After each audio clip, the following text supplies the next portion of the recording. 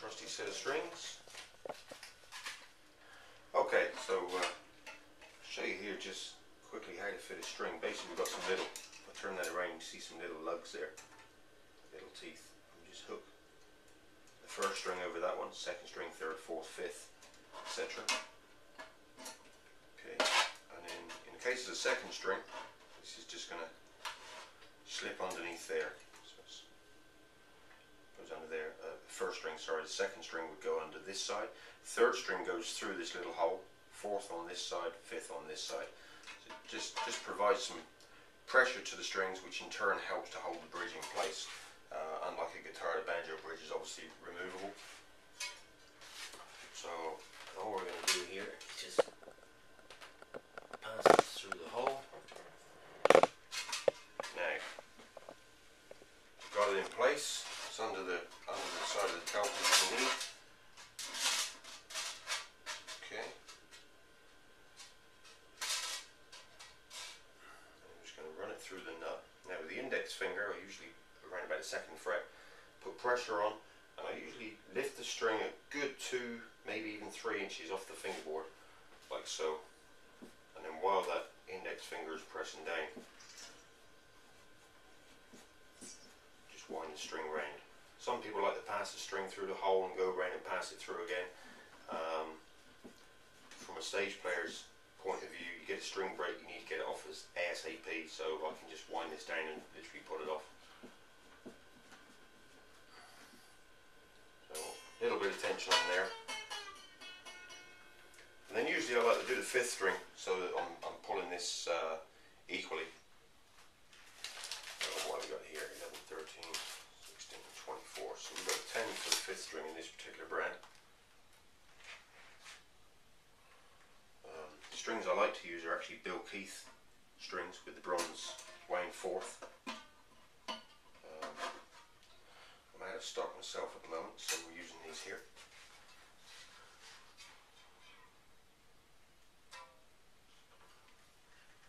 Okay, and the same again, we're just going to hold it just below the fifth string nut and give it some lift and apply some tension to the string. Okay, I like this piece here, I like it to go over the top. Some people don't seem to worry. It's a personal thing. You can get string winders, battery operated string winders, and old-fashioned string winder like I have here. But number one, as you can see, some of these won't fit onto a banjo peg because it's splayed out. And number two, I think it's as broad as it is long with a string winder, or just doing it by hand. Old school, that's what we are. Okay, make sure that seats in the fifth string nut there.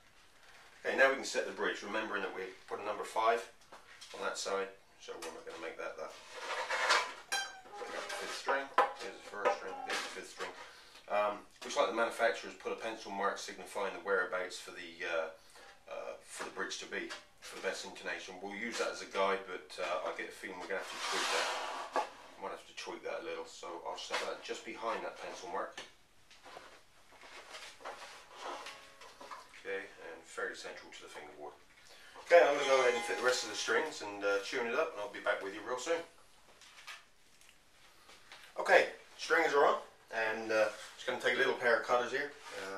These have done a ton of work. I've had these now about 30 years or more, and I don't know if you can see on the camera there. Basically, I just like to leave about a 1/4 inch.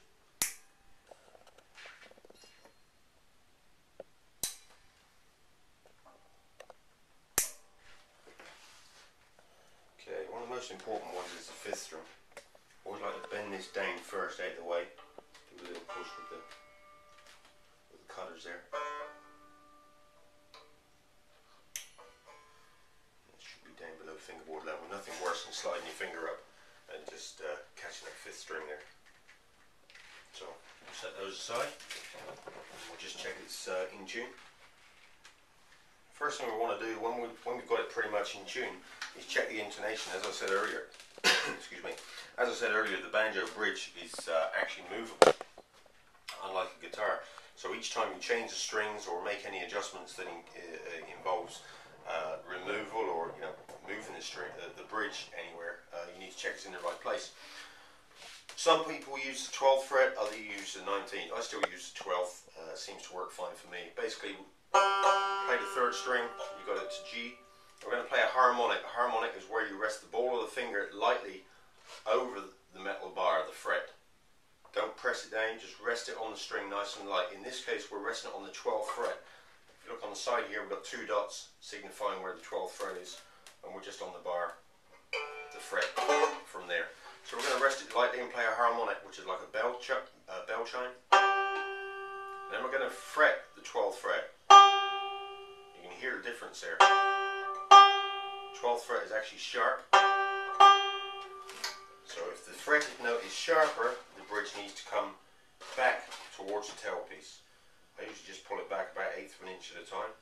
It's a bit of a trial and error thing. There's no mathematical formula for it, as far as I'm aware. Still slightly sharp. We'll get it pretty close and we can make final adjustments later.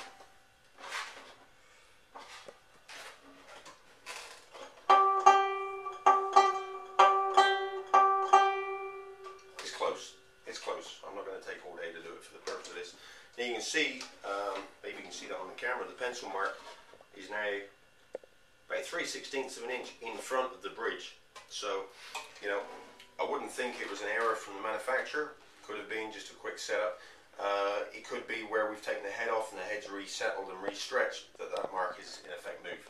So don't always rely on a mark that's there from the manufacturer. Do the harmonic test, and if the fretted note is sharper than the harmonic, the bridge goes back. If the fretted note is flat compared to the harmonic, then the bridge goes towards the neck. So I'm not sure if we're in concert here. In concert pitch.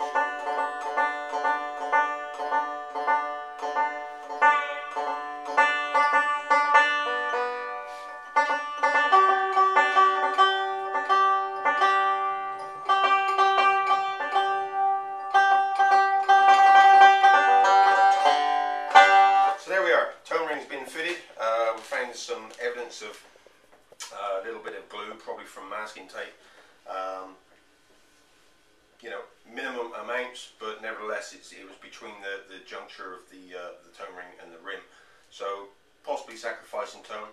A little bit of finish that actually seeped under there as well. And generally, for my liking anyway, the fit to the rim was a little bit too tight. I think that was probably stifling the sound of the tone ring. We've got the head up pretty much as tight as we can get it. If your head's getting slack, you usually find that the center foot of the bridge will dip, and the bridge will do this. There doesn't seem to be any dip on that right now. So the head's pretty much as tight as we can get it. Everything's done up nice and tight. Thumb screws are in good and tight, so we're not going to get any vibrations.